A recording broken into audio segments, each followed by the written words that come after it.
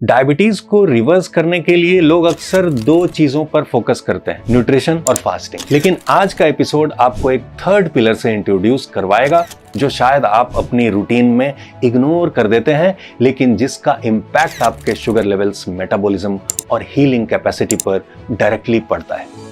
ये पिलर है natural oxygenation और मूवमेंट। फूड आपको नरिशमेंट देता है, फास्टिंग आपको रिपेयर देता है, लेकिन मूवमेंट आपकी बॉडी को एक्टिवेशन पावर देता है। और डायबिटिक बॉडी का सबसे बड़ा स्ट्रगल यही होता है, एक्टिवेशन का लॉस। अगर इस सनलाइट के साथ 5 मिनट डीप ब्रीदिंग ऐड कर दी जाए तो ऑक्सीजन सेल्स में रैपिडली डिफ्यूज होते हैं। ऑक्सीजन ग्लूकोज यूटिलाइजेशन का प्राइमरी कैटलिस्ट होता है। जितना ज्यादा ऑक्सीजन उतना ज्यादा ग्लूकोज बर्निंग। आपके पैंक्रियाज, लिवर, नर्व टिश्यूज सब ऑक्सीजन ड्रिवन सिस्टम्स हैं। जब ऑक्सीजन कम होता है डायबिटीज अग्रेसिव लगती है, जब ऑक्सीजन बढ़ता है डायबिटीज मैनेजेबल लगती है। मूवमेंट, सनलाइट और डीप ब्रीदिंग का कॉम्बिनेशन डायबिटिक बॉडी के लिए एक नेचुरल एक्टिवेशन सीक्वेंस होता है, जैसे कि आप पूरे सिस्टम को ऑन मोड में शिफ्ट कर रहे हैं। और जब सिस्टम ऑन होता है तो इंसुलिन सिग्नलिंग, ग्लूकोज अपटेक और मेटाबॉलिक फ्लेक्सिबिलिटी नेचुरली इंप्रूव हो जाती है।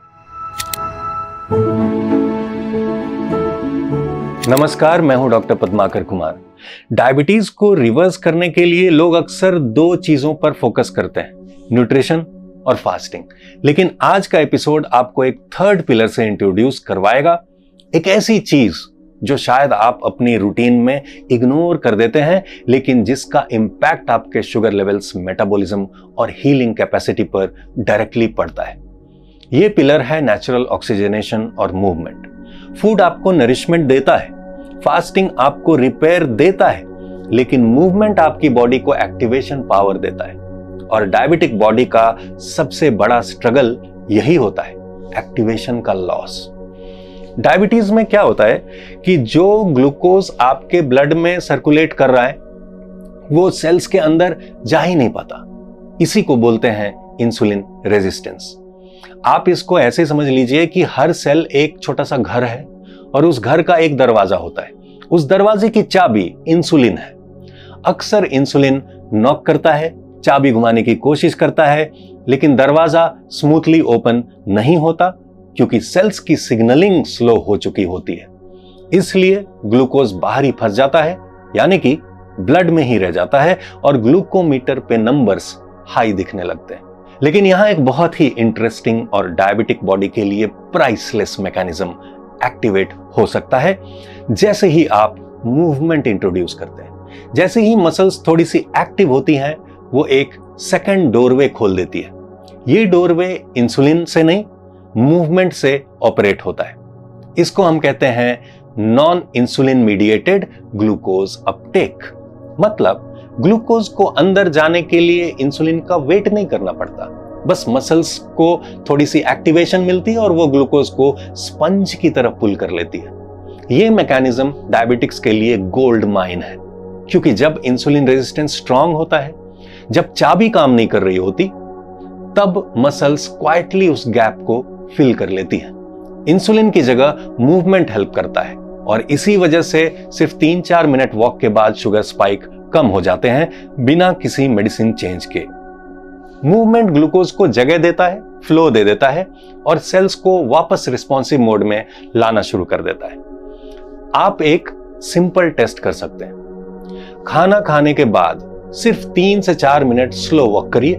सिर्फ इतना सा मूवमेंट ग्लूकोज को ब्लड में स्टैग्नेट रहने से रोक देता है। जहां स्टैग्नेंट तालाब में पानी हैवी होता चला जाता है ना, वहीं बहती नदी में पानी साफ होता है। बॉडी भी एग्जैक्टली इसी पैटर्न में काम करती है। जब आप पूरा दिन बैठकर परफेक्ट डाइट फॉलो करते हैं, ग्लूकोज फिर भी स्टक हो सकता है क्योंकि बॉडी के अंदर फ्लो ही क्रिएट नहीं है। इस मैकेनिज्म पे एक डिटेल्ड वीडियो है जिसका लिंक आपको डिस्क्रिप्शन में मिल जाएगा। जिस फ्लो की मैं बात कर रहा हूं उसका सबसे नेचुरल और पावरफुल एक्टिवेटर है सुबह की धूप। मॉर्निंग सनलाइट आपका सर्केडियन रिदम रीसेट करती है, कोर्टिसोल को रेगुलेट करती है और डोपामीन के थ्रू बॉडी को एक्टिवेशन मोड में लाती है। डायबिटिक्स का मॉर्निंग शुगर हाई होता है क्योंकि कोर्टिसोल पीक करता है, लेकिन सनलाइट इस पीक को नेचुरली सॉफ्ट करती है, जिससे पूरे दिन ग्लूकोज रिस्पॉन्स स्टेबल होता है। अगर इस सनलाइट के साथ 5 मिनट डीप ब्रीदिंग ऐड कर दी जाए तो ऑक्सीजन सेल्स में रैपिडली डिफ्यूज होते हैं। ऑक्सीजन ग्लूकोज यूटिलाइजेशन का प्राइमरी कैटलिस्ट होता है। जितना ज्यादा ऑक्सीजन उतना ज्यादा ग्लूकोज बर्निंग। आपके पैंक्रियाज, लिवर, नर्व टिश्यूज सब ऑक्सीजन ड्रिवन सिस्टम्स हैं। जब ऑक्सीजन कम होता है डायबिटीज अग्रेसिव लगती है, जब ऑक्सीजन बढ़ता है डायबिटीज मैनेजेबल लगती है। मूवमेंट, सनलाइट और डीप ब्रीदिंग का कॉम्बिनेशन डायबिटिक बॉडी के लिए एक नेचुरल एक्टिवेशन सीक्वेंस होता है, जैसे कि आप पूरे सिस्टम को ऑन मोड में शिफ्ट कर रहे हैं। और जब सिस्टम ऑन होता है तो इंसुलिन सिग्नलिंग, ग्लूकोज अपटेक और मेटाबॉलिक फ्लेक्सिबिलिटी नेचुरली इंप्रूव हो जाती है। अब बात करते हैं प्रैक्टिकल साइंस की। जब आप मसल्स को एक्टिवेट करते हैं, चाहे वॉक हो, स्ट्रेचिंग हो या प्राणायाम, तो मसल्स ग्लूकोज को अब्सॉर्ब करने के लिए रेडी हो जाते हैं। यह एक इवोल्यूशनरी मैकेनिज्म है। जब मसल्स एक्टिव होता है, बॉडी एनर्जी को आइडल नहीं छोड़ती, वो उसको कन्वर्ट करती है। डायबिटिक्स के लिए यह कन्वर्जन प्राइसलेस होता है क्योंकि इंसुलिन की डिपेंडेंसी कम हो जाती है। मूवमेंट का सबसे पावरफुल फॉर्म होता है माइक्रो मूवमेंट, छोटी रिपीटेड मूवमेंट इंटरवल्स। आपको 10,000 स्टेप्स का प्रेशर लेने की जरूरत नहीं है, आपको एक स्ट्रक्चर्ड पैटर्न बनाना है। मील के बाद 3 मिनट वॉक, दिन में 4-5 बार शॉर्ट स्ट्रेचेस, काम करते वक्त हर 40 मिनट में थोड़ा मूवमेंट। ये स्मॉल एक्शंस ग्लूकोज को ट्रैप होने से रोक देते हैं।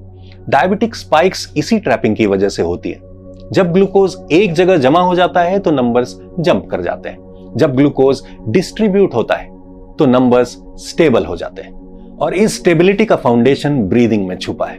डीप ब्रीदिंग बॉडी में ऑक्सीजन सैचुरेशन बढ़ाता है। ऑक्सीजन माइटोकॉन्ड्रिया को एक्टिवेट करती है। माइटोकॉन्ड्रिया ग्लूकोज को एनर्जी में कन्वर्ट करते हैं। यह कन्वर्जन जितना स्ट्रांग होगा, शुगर उतना ही स्टेबल रहेगा। इसलिए 5 minute deep breathing diabetic body में एक मेटाबॉलिक स्विच जैसा एक्ट करता है।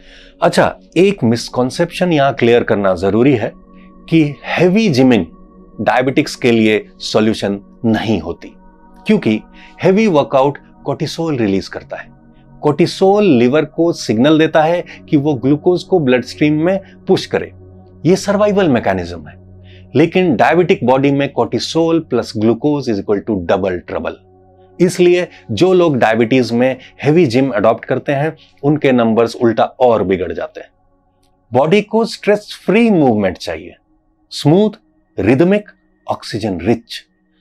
मूवमेंट से सर्कुलेशन इंप्रूव होती है। सर्कुलेशन इंप्रूव होती है तो नर्व्स ऑक्सीजन अब्सॉर्ब करते हैं। नर्व्स जब ऑक्सीजन अब्सॉर्ब करते हैं तो न्यूरोपैथी स्लो हो जाती है। यह एक चेन रिएक्शन है। सिर्फ ग्लूकोज कंट्रोल नहीं, पूरा सिस्टम अपग्रेड होता है।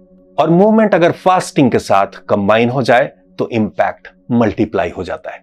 फास्टिंग के एंड में मसल एक्टिवेशन इंसुलिन सेंसिटिविटी को टर्बो मोड में डाल देता है। लिवर फैट का यूटिलाइजेशन स्टार्ट होता है, बीटा सेल्स पर लोड रिड्यूस होता है, ग्लूकोज अपटेक डबल स्पीड से होता है। यह कॉम्बिनेशन डायबिटिक्स के लिए गोल्ड स्टैंडर्ड प्रोटोकॉल होता है। फास्टिंग, फूड और मूवमेंट का सिनर्जी डायबिटिक बॉडी के लिए एक हीलिंग ट्रायंगल बनाता है।